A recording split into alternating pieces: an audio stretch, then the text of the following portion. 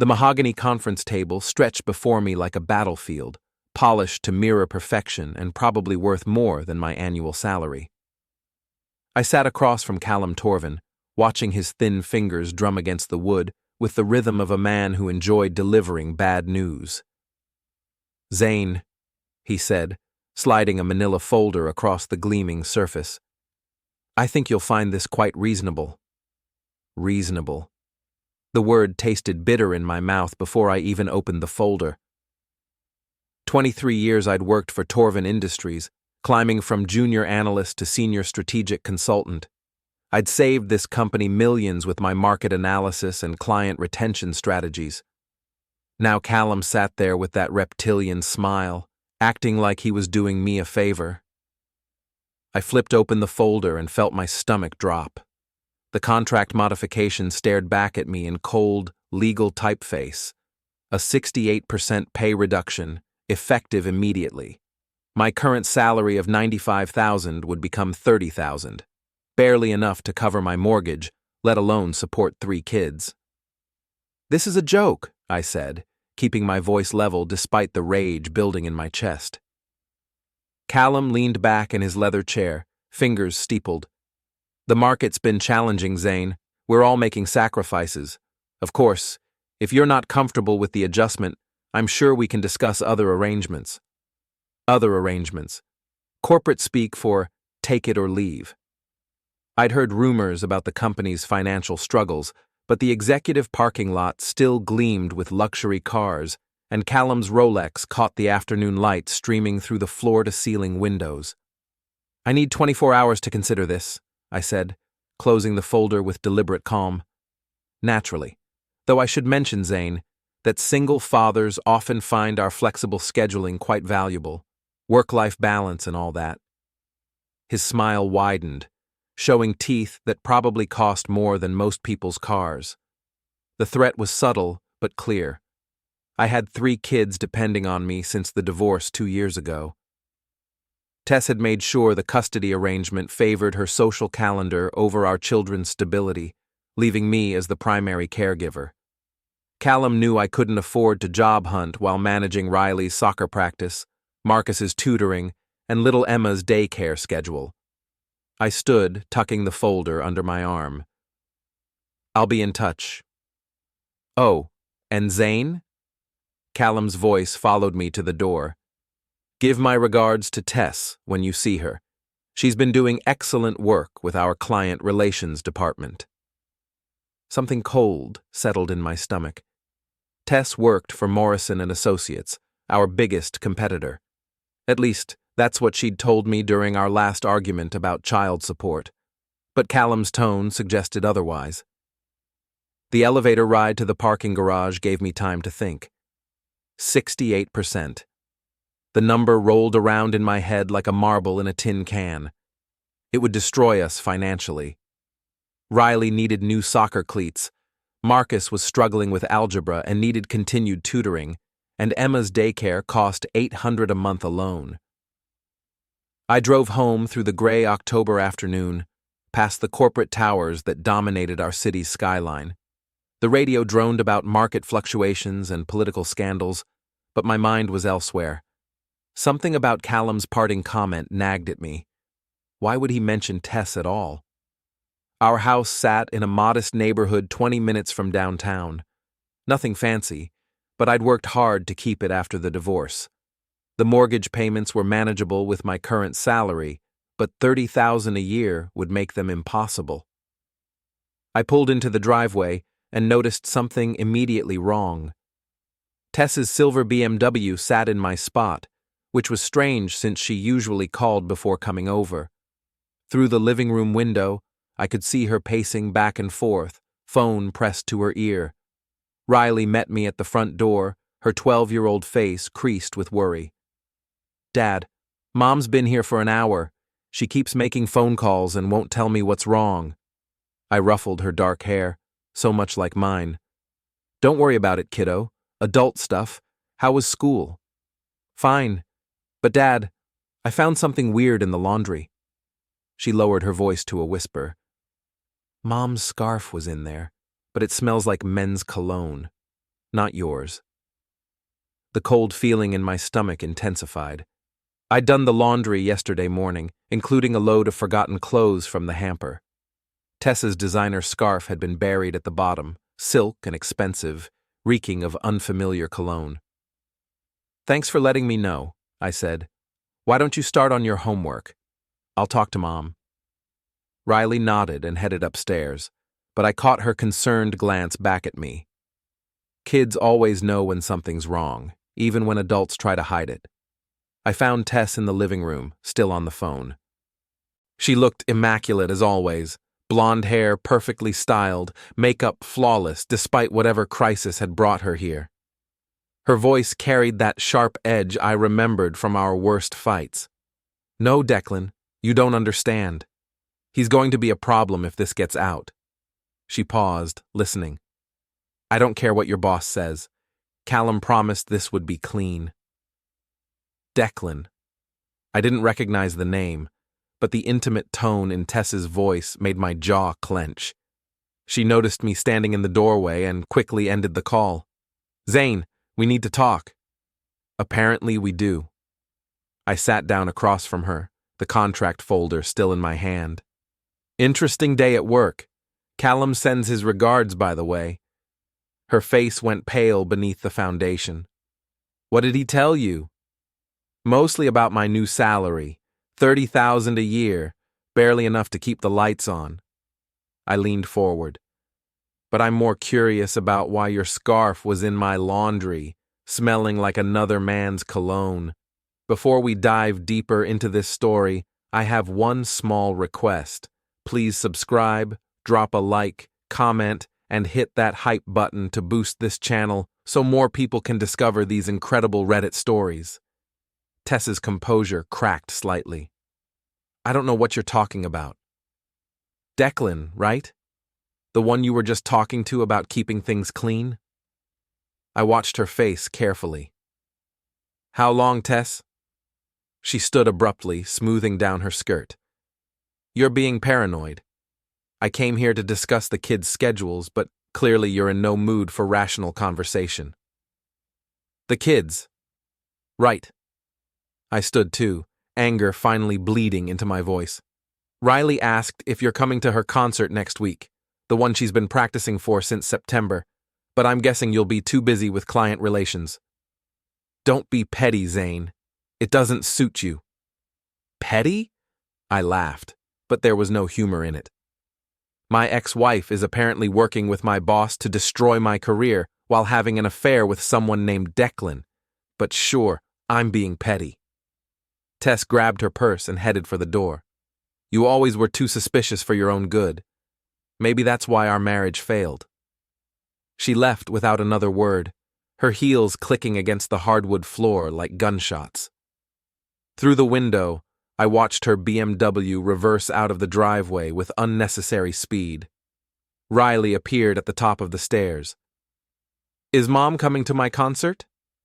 I looked up at my daughter's hopeful face and felt something harden inside my chest. "I don't know, sweetheart, but I'll be there. Front row." That night, after the kids were asleep, I sat in my home office staring at Callum's contract.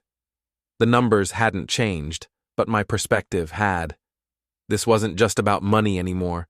It was about power, manipulation, and the kind of people who thought they could destroy a man's life without consequences. I opened my laptop and began researching. Torven Industries had been struggling, but not as badly as Callum claimed. The executive bonuses had actually increased this quarter. More interesting was a series of recent partnerships with Morrison Associates, Tess's supposed employer. By midnight, I had a clearer picture. Callum was consolidating power, eliminating potential threats to his authority. I'd been too successful, too well liked by the junior staff, too vocal about questionable business practices. The pay cut wasn't about money, it was about forcing me out. But they'd made one crucial mistake. They'd involved my family. I picked up my phone and scrolled through my contacts until I found the number I needed. Victor Morrison answered on the third ring, his voice gravelly with sleep. "Zane?" What time is it? Late. Sorry, Vic, but I have a proposition that can't wait. Victor Morrison and I had history. We'd worked together at a consulting firm 15 years ago, before he started Morrison Associates and I joined Torven Industries. We'd remained friendly competitors, occasionally sharing drinks and war stories about the corporate world. I'm listening, he said, more alert now. How would you like to acquire Torven's entire client analysis system, their strategic planning protocols, and about 60% of their major accounts? A long pause. That would be significant. What's the catch? No catch. Just a man who's tired of playing nice with people who don't deserve it. And you can deliver all that? I smiled in the darkness of my office.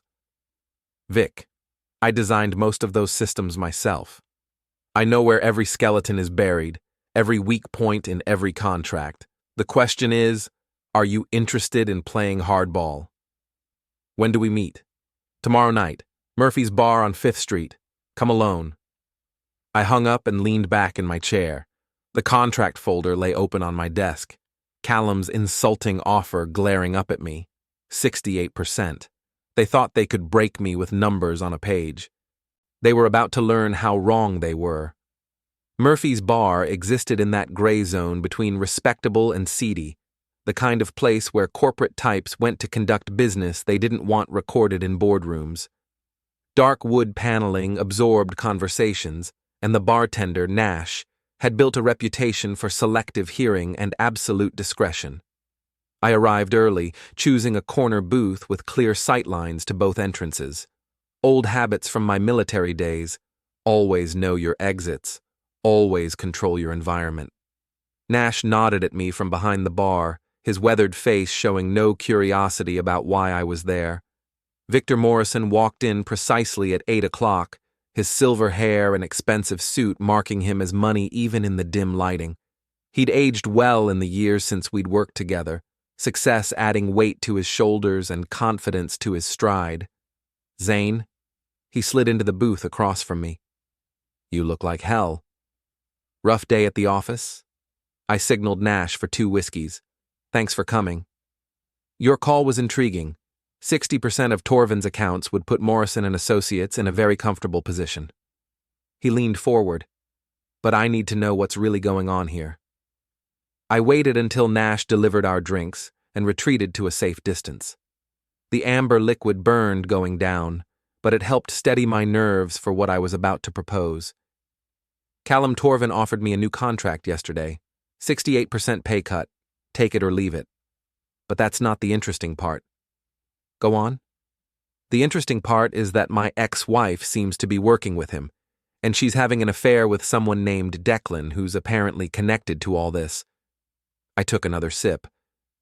They're trying to force me out, Vic, but they're doing it dirty. Victor's expression hardened.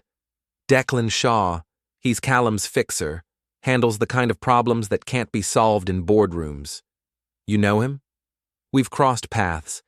He's the reason Morrison Associates lost the Hartwell account last year, planted some creative rumors about our financial stability. Victor's jaw tightened. If Shaw's involved, this isn't just about your salary. That explained the familiar cologne on Tess's scarf. Declan Shaw was using my ex-wife to gather intelligence about my weaknesses, my financial situation, my relationship with my kids. The affair was just a bonus. Here's what I'm proposing, I said, pulling a flash drive from my jacket pocket. Everything on here, client databases, strategic analysis protocols, market research algorithms, competitive intelligence reports, 5 years of work that gives Torven their edge. Victor stared at the small device. That's corporate espionage, Zane. No, it's not. I designed these systems. I wrote most of the code myself, on my own time, using my own resources. Torven never required me to sign a non-compete clause because Callum never thought I'd be smart enough to be a threat. I smiled grimly. His mistake. And, in return, senior vice president position at Morrison Associates, 200,000 base salary, performance bonuses, full benefits. And when the dust settles, I want Declan Shaw to understand that some people shouldn't be crossed. Victor picked up the flash drive, turning it over in his fingers. This could destroy Torven Industries. That's the idea. He was quiet for a long moment, weighing the risks against the potential rewards. Morrison Associates had been trying to break into Torven's market share for years. What I was offering would accomplish that goal overnight. There's something else, I said. Tess has been feeding information to Shaw about my personal life, my finances, my kids. They're building a case to challenge my custody arrangement. Victor's expression darkened. Using children as leverage. That's low, even for Shaw. Which is why I need to move fast. How quickly can you process the transfer? 72 hours. But Zane, once we do this, there's no going back. Callum will come after you with everything he has. Let him try. I finished my whiskey and stood. I'll expect the paperwork by Friday. Victor pocketed the flash drive. Done. But be careful. Shaw has a reputation for getting creative when he's cornered. I was heading for the exit when Nash called out from behind the bar. Zane, got a minute? I walked over, curious. Nash had been tending bar at Murphy's for 15 years, and in that time he'd developed an encyclopedic knowledge of the city's corporate gossip network. Heard you mention Declan Shaw, he said, polishing a glass with practiced efficiency. Might interest you to know he was in here last week, with a blonde woman, very pretty, expensive taste. My pulse quickened. What were they discussing? Couldn't help but overhear. Something about custody arrangements, financial records, making sure someone couldn't fight back. Nash set down the glass. The woman seemed upset about involving kids. Shaw told her it was necessary. Anything else? They're planning something for this weekend. Shaw kept checking his phone, said the timeline had moved up. Nash leaned closer. Word of advice? Shaw's got friends in low places. Watch your back. I thanked Nash and left a generous tip. Outside, the October air carried the promise of winter, sharp and clean after the smoky atmosphere of the bar. My phone buzzed with a text from Riley. Dad, when are you coming home? Emma had a nightmare.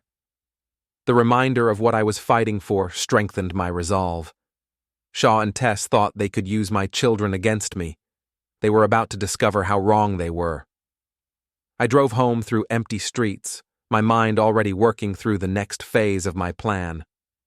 Victor would handle the business side, but I needed to deal with Shaw personally. Men like him only understood one language: consequences. The house was quiet when I arrived. I checked on the kids, finding Emma curled up in Riley's bed, both girls sleeping peacefully. Marcus was sprawled across his mattress, textbooks scattered around him like he'd fallen asleep studying. In my office, I opened my laptop and began documenting everything. Every conversation with Callum, every suspicious interaction with Tess, every detail Nash had shared about Shaw. If this escalated, I wanted a complete record. My phone rang at 11:30. Unknown number. Hello? Zane Merrinor? The voice was smooth, confident, with just a hint of menace. Who's asking? Declan Shaw. I think we need to talk. I kept my voice steady. About what? About your future at Torven Industries, about your children's well-being, about making smart choices when you're outgunned. A pause. Murphy's Bar, tomorrow night, 9 o'clock. And if I don't show? Then things get complicated for everyone you care about. I stared at the phone, adrenaline coursing through my system. Shaw was moving faster than I'd expected, but that could work to my advantage. Desperate people made mistakes. I spent the rest of the night preparing. By dawn, I had a plan that would either destroy my enemies or get me destroyed in the process. But as I watched the sunrise paint the sky in shades of gold and pink, I felt something I hadn't experienced in months. Hope. They thought they were playing chess with a pawn. They were about to discover they'd challenged a former military strategist who had nothing left to lose and everything to fight for. The game was just beginning. The next 24 hours passed in a blur of careful preparation and mounting tension. I dropped the kids at school as usual, maintaining the facade of normalcy while my mind raced through contingencies and backup plans. Riley sensed something was different. She kept giving me worried looks over her cereal bowl. But I deflected her questions with promises about her upcoming concert. At the office, I moved through my routine like an actor playing a familiar role. Callum's deadline loomed, but I had no intention of signing his insulting contract. Instead, I used my access to gather final pieces of intelligence, documenting client relationships and strategic partnerships that would soon belong to Victor Morrison. My phone buzzed constantly with messages from Victor's legal team, confirming details of my transfer to Morrison and Associates.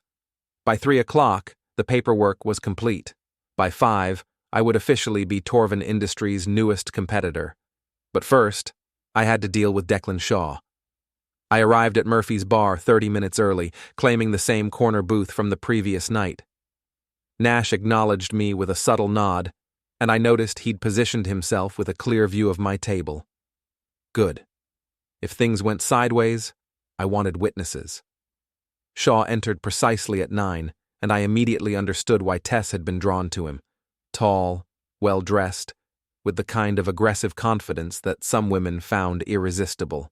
His smile was predatory as he approached my booth. Zane Merrinor. Finally we meet. He slid in across from me without invitation. I've heard so much about you. From Tess, I assume. His smile widened. Among others, Callum speaks very highly of your analytical skills. Shame you're not more of a team player. I signaled Nash for 2 beers, buying time to study Shaw's demeanor. He was relaxed, confident, clearly believing he held all the advantages. That would make his eventual fall more satisfying. Let's skip the small talk, I said. What do you want? Simple. You're going to sign Callum's contract modification, accept your new salary, and stop asking uncomfortable questions about your ex-wife's employment status. And if I refuse? Shaw pulled out his phone and scrolled through several photos. My stomach clenched as I recognized images of my children, Riley at soccer practice, Marcus walking home from school, Emma at daycare pickup. Beautiful kids, Shaw said conversationally. Riley's quite the athlete. Marcus seems like a bright boy, and little Emma. He paused, letting the threat hang in the air. Accidents happen, Zane, especially to single fathers who can't properly supervise their children. The rage that swept through me was white-hot and dangerous. Every instinct from my military training screamed at me to reach across the table and break Shaw's smug face. Instead, I forced myself to remain calm. You're threatening my children. I'm explaining reality. You have enemies now, Zane. People with resources and connections you can't imagine. Your best option is to take the deal and fade into obscurity. Nash delivered our beers, and I caught his eye briefly. He'd heard enough to understand the situation. Good. There's just one problem with your plan, I said, taking a slow sip of beer. Which is, you're about 12 hours too late. Shaw's confident expression faltered slightly. Meaning? I pulled out my phone and showed him the email confirmation from Morrison Associates. Meaning I don't work for Torven Industries anymore. As of 5 o'clock this afternoon, I'm Senior Vice President of Strategic Development at Morrison Associates. The color drained from Shaw's face as he read the message. That's impossible. The non-compete clause doesn't exist. Callum never thought I was smart enough to be a threat, remember? I leaned forward. But here's the really interesting part. Along with my new position, I brought Morrison Associates a gift. 5 years of proprietary research, client databases, and strategic analysis protocols. Shaw's hand tightened around his phone. You can't prove any of that was your original work. Actually, I can. Every algorithm has my digital signature embedded in the code. Every strategic report includes research I conducted on my own time. Every client relationship includes personal notes from my private files. I smiled coldly. Turns out being thorough is a useful habit. Callum will destroy you in court. With what? The legal team he's about to lay off when Morrison Associates poaches 60% of his client base? I shook my head. By Monday morning, Torven Industries will be hemorrhaging money and reputation. Callum will be too busy trying to save his own career to worry about revenge. Shaw stood abruptly, his composure finally cracking. You have no idea who you're messing with. Sure I do. A mid-level corporate fixer who got overconfident and underestimated his opponent. I remained seated, projecting calm authority. But let me be crystal clear about something, Shaw. If you or anyone else threatens my children again, I'll make your professional destruction look like a warm-up act. Is that a threat? It's a promise. Now get out of my sight before I decide to handle this the way I learned in the army. Shaw hesitated, clearly weighing his options. Around us, the bar had gone quiet, other patrons sensing the tension. Nash had positioned himself within easy reach of the baseball bat he kept behind the bar. This isn't over, Shaw said finally. Yes, it is. You just don't realize it yet. He left without another word, his expensive shoes clicking against the hardwood floor. I waited until I heard his car start in the parking lot before allowing myself to relax. Nash approached with a fresh beer. That looked intense. Just a business disagreement. I left money on the table and stood. Thanks for keeping an eye on things. Any time. That guy's bad news, Zane. Watch yourself. I drove home through quiet suburban streets, my phone buzzing with messages from Victor Morrison. The client transfers were proceeding ahead of schedule. Several major accounts had already confirmed their intention to follow me to Morrison Associates. By morning, the corporate gossip network would be buzzing with speculation about Torven Industries' sudden vulnerability. But my satisfaction was tempered by concern for my children's safety. Shaw's threats weren't idle. Men like him had resources and connections that extended beyond corporate boardrooms. I needed to take precautions. At home, I found Riley waiting up for me, curled on the living room couch with a book. Dad, are we in trouble? I sat beside her, struck by how mature she seemed despite being only 12. Why would you ask that? Mom called earlier. She sounded scared, kept asking if anyone had been watching the house or following us to school. Riley closed her book and looked at me with serious eyes. She said we might need to stay with her for a while. My jaw clenched. Tess was already positioning herself to use the children as shields, probably on Shaw's advice. What did you tell her? That we're fine here with you, that you've never let anything bad happen to us. She hesitated. But Dad, is someone trying to hurt our family? I chose my words carefully. Some people at my work are upset because I changed jobs. They might try to cause problems for us, but I won't let them succeed. Are you scared? I pulled her into a hug, breathing in the familiar scent of her strawberry shampoo. No, sweetheart, I'm not scared. I'm angry, and angry dads are very dangerous to people who threaten their children. Riley giggled despite the tension. You don't seem dangerous. That's what makes me effective. I tucked her into bed and spent the next hour checking locks, testing the security system, and reviewing the cameras I'd installed around the property last year. Everything looked normal, but I made a mental note to increase vigilance over the next few days. In my office, I found an email from Tess waiting in my inbox. The subject line read, Emergency Custody Modification. My hand shook slightly as I opened the message. She was requesting immediate temporary custody of all 3 children, citing concerns about their father's mental stability and recent erratic behavior. The filing was scheduled for Monday morning. Shaw was moving faster than I'd anticipated, but his strategy was predictable. Isolate me from my support system, challenge my fitness as a parent, force me into a defensive position where I'd be too distracted to fight back professionally. He'd made one crucial error in judgment. He'd underestimated how far I was willing to go to protect my family. I opened a new document and began typing. By dawn, I would have a complete dossier on Declan Shaw's personal and professional history. By Monday, I would have evidence of his affair with my ex-wife and his attempts to manipulate our custody arrangement. By the end of the week, Shaw would understand that some fights aren't worth starting. The war was escalating, but I was ready. Monday morning arrived gray and cold, matching my mood as I sat in the family court waiting area. Tess had arrived early with her lawyer, a sharp-faced woman named Patricia Kellner, who specialized in high-conflict custody cases. They sat across the room, whispering urgently while shooting occasional glances in my direction.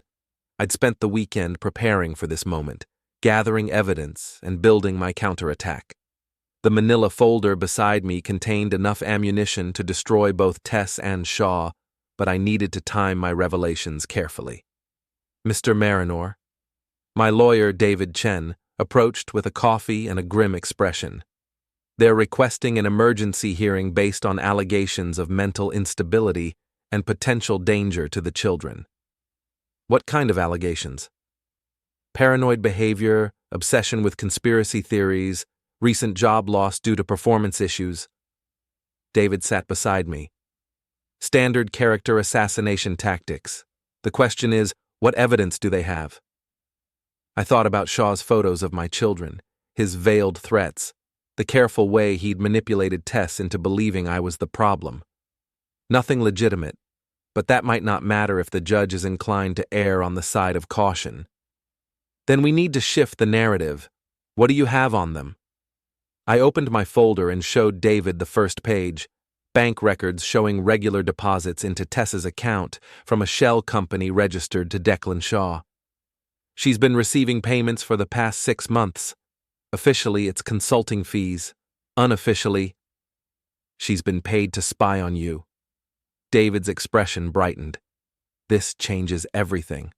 What else? I showed him the photographs I'd obtained through a private investigator. Shaw and Tess entering a downtown hotel together, sharing intimate dinners, meeting in parking garages like characters in a spy novel. The affair started around the time Callum began planning my dismissal. Too convenient to be coincidence. And professionally? Shaw's been conducting industrial espionage for years. I have documentation of at least 6 cases where he used personal relationships to gather competitive intelligence. I handed David another set of papers, including detailed records of his communications with Tess about my work habits, my financial situation, and my relationship with the children. David whistled softly. He's been building a psychological profile to use against you. This is elaborate, even for a custody dispute. Because it's not really about custody. It's about neutralizing a threat to Callum's empire. I closed the folder. Shaw thought he could manipulate my ex-wife into destroying me personally while Callum handled the professional side. Two-pronged attack. Well, they're about to discover that strategy has some serious weaknesses. The bailiff called our case, and we filed into the courtroom. Judge Morrison, no relation to my new employer, was a stern woman in her 50s with a reputation for cutting through legal theatrics to focus on facts. Tess's lawyer opened with a dramatic presentation about my recent psychological deterioration, citing my paranoid accusations about corporate conspiracies and my unstable employment situation. She painted a picture of a desperate man losing touch with reality, potentially dangerous to his own children. I listened without reaction, letting her build her case while mentally preparing my response. Patricia Kellner was good at her job, weaving together half-truths and selective facts into a compelling narrative. If I hadn't known the real story, I might have been convinced myself. Your Honor, Kellner concluded, my client is genuinely concerned for her children's safety.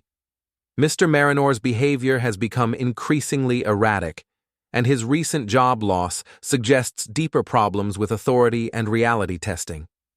Judge Morrison turned to David. Mr. Chen, how does your client respond to these allegations? David stood, holding my folder. Your Honor, we contend that Ms. Ardellan's concerns are not genuine, but rather part of an elaborate scheme to manipulate these proceedings. we have evidence that she has been compensated by third parties to gather information about Mr. Merrinor and to present false testimony to this court." The judge's eyebrows rose. "That's a serious accusation, Counselor." "Indeed it is, Your Honor. We request permission to present evidence of financial payments, documented communications, and photographic proof of Ms. Ardeline's relationship with the individual orchestrating this deception." I watched Tess's face go pale as David began laying out the bank records. Shaw wasn't present, probably smart enough to avoid legal exposure, but his influence was obvious in Tess's increasingly panicked whispers to her lawyer. "Your Honor," Kellner interrupted, "this is clearly a desperate attempt to deflect attention from my client's legitimate concerns." "Ms. Kellner," Judge Morrison said sharply, "I'll determine what's relevant. Mr. Chen, proceed with your evidence." The next hour was devastating for Tess's case. David methodically presented the financial records, the photographs, the documented communications between Shaw and Tess. Each piece of evidence painted a clearer picture of manipulation and deception. The most damaging revelation came when David played a recorded phone conversation between Shaw and Tess, obtained legally through Shaw's corporate phone system. In it, Shaw explicitly instructed Tess to embellish her concerns about my mental state and to make the judge believe the children are in immediate danger.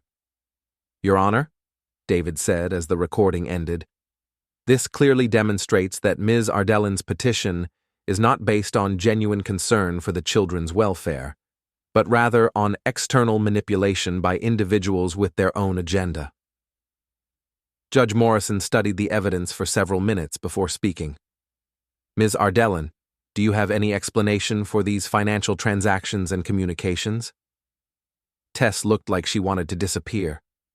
"Your Honor, Mr. Shaw was helping me understand my legal options.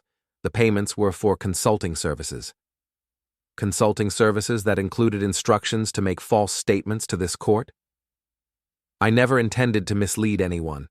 I was genuinely concerned about the children's safety. Based on information provided by Mr. Shaw, who has a documented history of corporate espionage and personal manipulation." Judge Morrison's tone was ice cold. "Ms. Ardeline, I find your petition to be without merit and potentially fraudulent.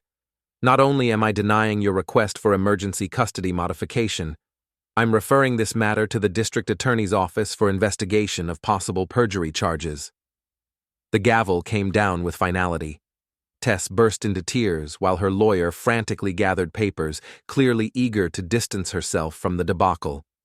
Outside the courthouse, I felt the first genuine satisfaction I'd experienced in weeks. David shook my hand with obvious pleasure. "That was masterful, Zane. I've never seen a case flip so completely. It's not over yet. Shaw's still out there, and he's not going to take this quietly. What's your next move?" I looked up at the gray sky, feeling rain beginning to fall. Time to finish what he started. That afternoon, I received a call from Victor Morrison with updates on the corporate warfare. Torven Industries had lost 4 major clients overnight, with more defections expected by the end of the week. Callum was reportedly in emergency meetings with his board of directors, trying to explain how his star employee had become his biggest competitor. But the most interesting news came from Nash at Murphy's bar. Shaw had been there that morning, drinking heavily and making increasingly desperate phone calls. According to Nash, Shaw had been overheard promising someone that he could fix the situation by the weekend. I spent the evening at home with my children, helping with homework and listening to Riley practice her concert piece. The normalcy felt precious after the morning's courtroom drama, but I remained alert for signs of trouble. Around 10 o'clock, my phone buzzed with a text from an unknown number. "You think you've won, but this is just the beginning. Some games have no rules." I screenshotted the message and forwarded it to David Chen, then checked all the locks and security systems one more time. Shaw was escalating, moving from legal manipulation to direct intimidation. But he'd made a crucial error. He'd revealed his desperation. Desperate people made mistakes, and I was ready to capitalize on every one of them. The final confrontation was coming, and I intended to win it decisively. The next few days passed in strange calm, like the eye of a hurricane. At Morrison Associates, I settled into my new role while monitoring the systematic collapse of Torven Industries. Client after client followed me to my new company, taking their contracts and their trust with them. Callum's empire was crumbling, and everyone knew it. But Shaw remained silent, which worried me more than his previous threats. Men like him didn't simply accept defeat. They regrouped and struck back harder. The answer to his silence came Thursday evening, delivered by a process server at my front door. Another custody petition, this time alleging that I had fabricated evidence and bribed witnesses to deceive the court. The filing included sworn statements from 3 individuals claiming they had been paid to provide false testimony about Tess's relationship with Shaw. I recognized the strategy immediately. If you can't win with truth, flood the system with so much confusion that truth becomes irrelevant. Shaw was betting that I'd exhaust my resources fighting false allegations while he worked behind the scenes to destroy my reputation and my relationship with my children. He'd underestimated my patience and my resources. Friday afternoon, I received the call I'd been waiting for. My private investigator, a former police detective named Sarah Martinez, had been tracking Shaw's movements and financial transactions since the custody hearing. "I've got him," she said without preamble. Shaw's been running a sophisticated blackmail operation for years, using personal relationships to gather compromising information on corporate executives. Tess wasn't his first target. She was just the most recent. "What kind of evidence?" "Bank records, recorded conversations, photographs, digital communications, enough to put him away for a decade." Sarah's voice carried satisfaction. "But here's the interesting part. He's been skimming money from Callum's accounts to fund his operations. Torven Industries has been unknowingly financing industrial espionage against their own interests." The irony was perfect. Shaw's greed had created the evidence trail that would destroy him. "There's more," Sarah continued. "Shaw's getting desperate. My sources say he's planning something for this weekend, something involving your children." The satisfaction I'd been feeling evaporated instantly. "What kind of something?" "Not sure yet, but he's been asking questions about their schedules, their activities, their security arrangements." Her voice turned serious. "Zane, I think he's planning to take them." My hands clenched around the phone. "Take them where?" "Unknown, but he's been researching custody laws in non-extradition countries, and he's recently acquired several fake identification documents." Sarah paused. "If he can't destroy you legally, he might try to disappear with the kids and force you to negotiate from a position of weakness. Over my lifeless body. That might be part of his plan, too. Be careful, Zane. Shaw's past the point of rational decision-making." I hung up and immediately called the school to arrange early pickup for all 3 children. If Shaw was planning something, I wanted my kids where I could protect them. Riley sensed the tension immediately. "Dad, what's wrong?" "Just some work stuff that needs attention. How would you guys like to spend the weekend at Uncle Mike's cabin?" My brother Mike owned a small retreat in the mountains, isolated enough to provide security but comfortable enough to keep 3 children occupied. More importantly, Mike was a former Marine who understood the concept of defensive positioning. "Can we fish?" Marcus asked, already excited about the prospect. "Absolutely. Pack your gear while I make some calls." Within 2 hours, we were on the road heading north. I'd arranged for Mike to meet us at the cabin, and I'd forwarded all of Sarah's evidence to both the police and the FBI. If Shaw wanted to escalate this conflict, he'd discover that some opponents were better prepared than others. The cabin sat on a small lake surrounded by pine trees, peaceful and isolated. Mike arrived shortly after we did, his truck loaded with supplies and his expression grim. "Sarah filled me in on the situation," he said as we unloaded groceries. "This Shaw character sounds like a real piece of work." "He's desperate," which makes him dangerous. But he's also made enough mistakes to hang himself legally. I watched the kids exploring the cabin, their laughter echoing across the water. I just need to keep them safe until the authorities can move. Consider it done. This place is defensible, and I've got enough firepower to discourage most problems. Mike's smile was predatory. Besides, it's been too long since I had a good excuse to play soldier. Saturday passed peacefully. We fished, hiked, and played board games while Mike maintained a discreet watch on the access road. The kids seemed to sense that this was more than a casual weekend trip, but they adapted with the resilience that children possess. Sunday morning brought the confrontation I'd been expecting. I was making coffee when Mike appeared at the kitchen window, holding binoculars and looking tense. Two vehicles coming up the access road, black SUVs, tinted windows, professional grade. Shaw? Most likely. They're moving slow, checking the terrain. Mike handed me the binoculars. Definitely not tourists. I studied the approaching vehicles, counting at least 6 men between the two SUVs. Shaw had brought serious backup, which meant he was committed to whatever plan he'd developed. "Kids," I called, keeping my voice calm. "Time for that hide-and-seek game we talked about." We'd prepared for this possibility, creating a secure hiding place in the cabin's basement where the children could wait safely while Mike and I dealt with whatever was coming. Riley understood immediately, gathering her brothers and disappearing downstairs without argument. The SUVs stopped about 100 yards from the cabin, just beyond easy rifle range. Smart. Shaw emerged from the lead vehicle, flanked by 4 men in tactical gear. He was wearing a bulletproof vest and carrying what looked like a high-end pistol. "Zane Merrinor!" Shaw's voice carried clearly across the water. "We need to talk."